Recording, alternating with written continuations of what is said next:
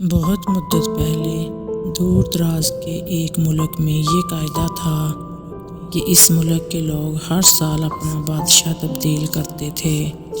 جو بھی بادشاہ بنتا وہ ایک عہدے نامے پر دستخط کرتا کہ اس کی حکومت کا 1 سال مکمل ہونے کے بعد وہ اس عہدے سے دستبردار ہو جائے گا اور اس ایک دور دراز جزیرے پر چھوڑ دیا جائے گا جہاں سے وہ کبھی واپس نہیں آ سکے گا۔ جب ایک بادشاہ کا 1 سالہ دور حکومت مکمل ہو جاتا تو اسے ایک مخصوص جزیرے پر چھوڑ دیا جاتا جہاں وہ اپنی بقیہ زندگی گزارتا۔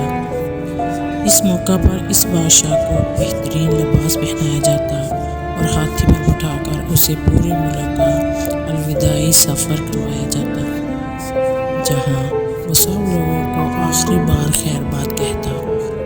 وہ بہت ہی افسوسناک اور غم زدہ لمحات ہوتے اور پھر وہاں کے لوگ بادشاہ کو اس جزیرے پر ہمیشہ کے لیے چھوڑ آتے۔ ایک مرتبہ لوگ اپنے پرانے بادشاہ کو جزیرے پر چھوڑ کر واپس آ رہے تھے کہ انہوں نے ایک ایسا سمندری جہاز دیکھا جو کچھ دیر پہلے ہی تباہ ہوا تھا اور ایک نوجوان شخص نے خود کو بچانے کے لیے لکڑی کے ایک تختے کا سہارا لے رکھا تھا۔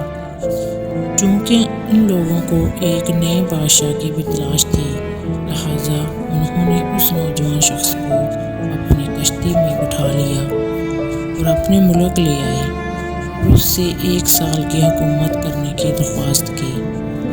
پہلے تو وہ نوجوان نہ مانا، لیکن پھر وہ 1 سال کے لیے بادشاہ بننے پر رضامند ہو گیا۔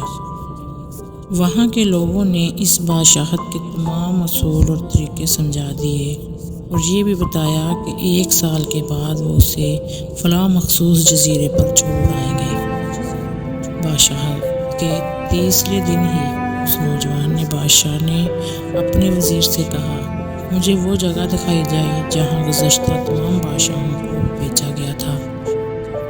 بادشاہ کی خواہش کا احترام کرتے ہوئے اسے وہ جزیرہ دکھانے کا اہتمام کیا گیا۔ وہ جزیرہ مکمل طور پر جنگل تھا اور جنگلی جانوروں سے بھرا ہوا تھا۔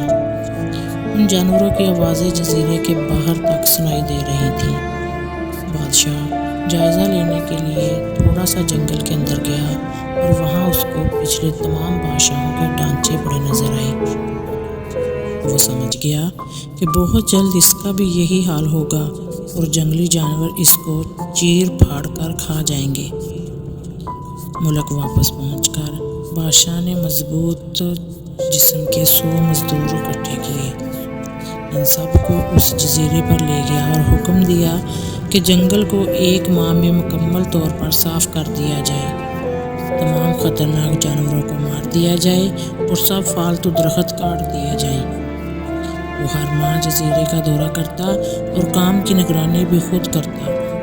پہلے مہینے میں ہی تمام خطرناک جانوروں کو مار دیا گیا اور پھر بہت سے خوبصورت درخت بھی کاٹ دیے گئے۔ دوسرے ماہ تک جزیرہ مکمل طور پر صاف ہو چکا تھا۔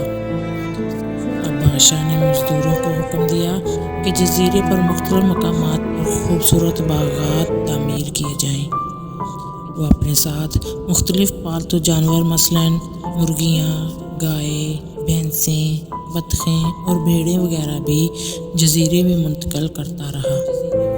تیسرے مہینے میں بادشاہ نے اپنے مزدوروں کو حکم دیا کہ ایک شاندار گھر تعمیر کریں اور اس جزیرے پر ایک بڑی سی بندرگاہ بھی بنائیں۔ گزرتے مہینوں کے ساتھ ساتھ وہ جزیرہ ایک خوبصورت شہر میں بدلتا جا رہا تھا۔ وہ نوجوان بادشاہ بہت سادہ لباس زیب پہن کرتا اور اپنی ذات پر بہت کم خرچہ کرتا۔ اپنی بادشاہت کی زیادہ تر کمائی وہ جزیرے کو بنانے میں لگاتا رہا۔ 10 ماہ گزر جانے کے بعد بادشاہ نے اپنے وزیر سے کہا، میں جانتا ہوں کہ 2 مہینے بعد مجھے جزیرے میں چھوڑ دیا جائے گا، لیکن میں ابھی سے وہاں جانا چاہتا ہوں۔ وزیر اور دوسرے وزراء اس بات پر متفق نہیں ہوئے اور بادشاہ سے کہا، آپ کو 2 ماہ مزید صبر کرنا ہوگا تاکہ اس سال مکمل ہو جائے۔ سال پورا ہو جانے کے بعد ہی آپ کو اس جزیرے پر چھوڑا جائے گا۔ بالآخر 2 ماہ مکمل ہو گئے اور بادشاہت کا 1 سال ختم ہو گیا۔ حسب روایت وہاں کے لوگوں نے اپنے بادشاہ کو شاندار لباس پہنایا اور ہاتھی پر بٹھایا تاکہ وہ اپنی رعایا کو خیر بات کہہ سکے۔ خلاف توقع یہ بادشاہ اپنے الوداعی تقریب پر بہت ہی خوش تھا۔ لوگوں نے اس سے پوچھا، اس موقع پر تمام گزشتہ بادشاہ تو رو رہے تھے لیکن آپ ہنس رہے ہیں، آپ کی اس قدر خوش ہونے کی کیا وجہ ہے؟